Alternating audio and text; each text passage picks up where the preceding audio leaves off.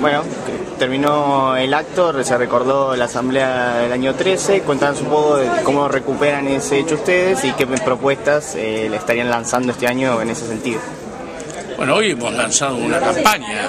Nosotros decimos que fue un acto fundacional, una constituyente, que después por las internas que hubo quedó frenado sus efectos hasta el Congreso de Tucumán del 16, pero ahí estuvieron Monteagudo, San Martín, todos agitando la fuerza libertaria, a pesar que venían recuperando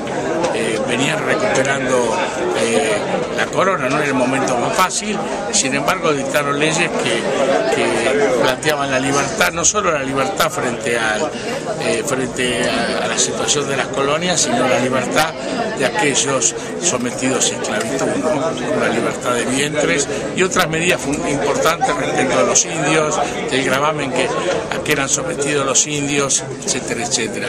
Lo que decimos que hoy, desgraciadamente, al conmemorar esa fecha, tenemos que ver que en una Argentina que estuvo libre de trabajo esclavo y libre de explotación laboral durante los años del peronismo, hoy son más de 500.000 hombres, mujeres y niños que están sometidos a trabajo esclavo. Entonces, para nosotros la mejor forma de homenajear esa lucha contra la esclavitud es lanzar esta campaña ante, desgraciadamente, la inactividad que vemos del Estado, del Poder Ejecutivo, del Congreso y del Poder Judicial, donde son pocos los jueces que actúan como deben actuar, pero el gobierno que tiene el poder de policía parece no solo mirar por el otro lado, sino parece fomentar estas prácticas de precarización o tercerización o explotación laboral que llevan hasta el límite del sometimiento a esclavitud. Y duele, es bueno recordar en este momento que muchas de esas normas que permiten esa explotación laboral son todavía leyes de la dictadura que están vigentes. Y hay proyectos en el Congreso para derogar esas leyes y establecer sistemas que garanticen la equidad, la dignidad y el respeto a los derechos humanos de los trabajadores. Entonces creemos que es un tema para reflexionar y bueno, acá la Secretaría ya lo resolvió en la reunión del Consejo Directivo de la semana pasada, pero hicimos público en este homenaje el lanzamiento de esta campaña frente a la inacción del Estado para luchar como organizaciones sindicales, como pueblo, con la participación popular contra este flagelo, terminar el año en mejores condiciones que las actuales y poder medir que no estamos tan lejos a fin de año, si esto tiene éxito, de volver a que la Argentina sea una tierra libre de esclavos. ¿Esta inacción que vos ubicás en el Estado Nacional se observa también en los estados provinciales? Obviamente, todo, porque el poder de policía también lo tiene la provincia. Cuando hablamos del Estado, hablamos de en todas sus facetas, ¿no? En el caso del trabajo esclavo, la competencia es federal. Por eso la responsabilidad son los jueces federales, tanto a nivel en capital como en el resto del país.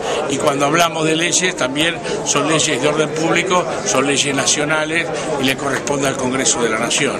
Pero en cuanto a la acción del Estado, es de todas, pero obviamente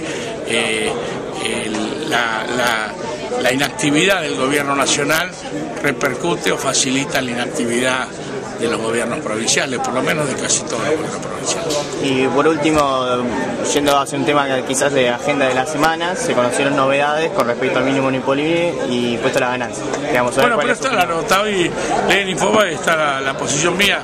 Yo no quiero hablar de otra cosa hoy, estamos hablando de esto, porque precisamente esto es la otra visión, la explotación laboral y el sometimiento a esclavitud demuestra que en un país, es decir, peligrosamente, que aparentemente la política principal para combatir la inflación es presionar a la baja los salarios con el mínimo no imponible por un lado y con la precarización laboral por el otro, y hasta que llega hasta el sometimiento a esclavitud.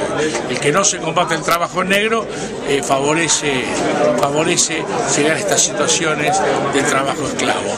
Entonces da la sensación, por esa oficialización del modelo productivo La Salada, por esa oficialización de esclavizantes como son las semilleras como Nidera, que fue invitada en delegaciones oficiales, que están procesadas o fueron procesadas por trabajo esclavo, trabajo que generó grandes repercusiones hace 2 años, hoy se haya olvidado y pasen de golpe a ocupar asientos o lugares en misiones oficiales. Eso no es respetar los derechos humanos y bueno, todas estas cosas nos demuestran o aparece peligrosamente darnos a entender que la forma de combatir la inflación, que no es culpa de los trabajadores ni de los salarios de los trabajadores, que son una herramienta de dignidad y desarrollo nacional, sea afectar la dignidad y los derechos de los trabajadores con su salario o con su condición de vida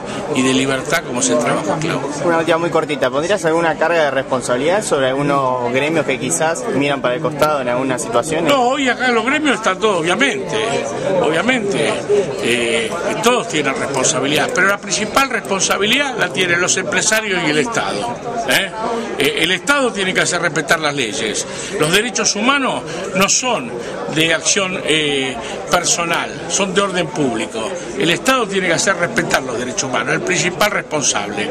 Los empresarios inescrupulosos son, frente a la benevolencia del Estado, los que permiten llevar y generar estas prácticas.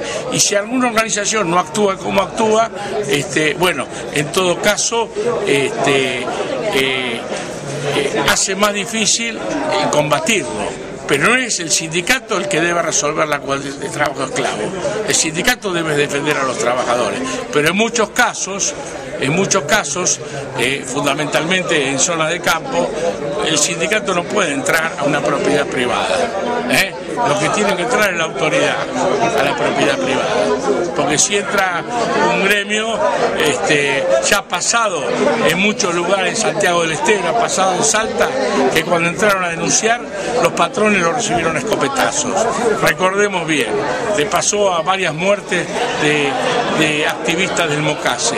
Entonces tenemos que pensar que es el Estado, para eso lo elegimos, para eso es el instrumento de la ley, ese que es el principal responsable.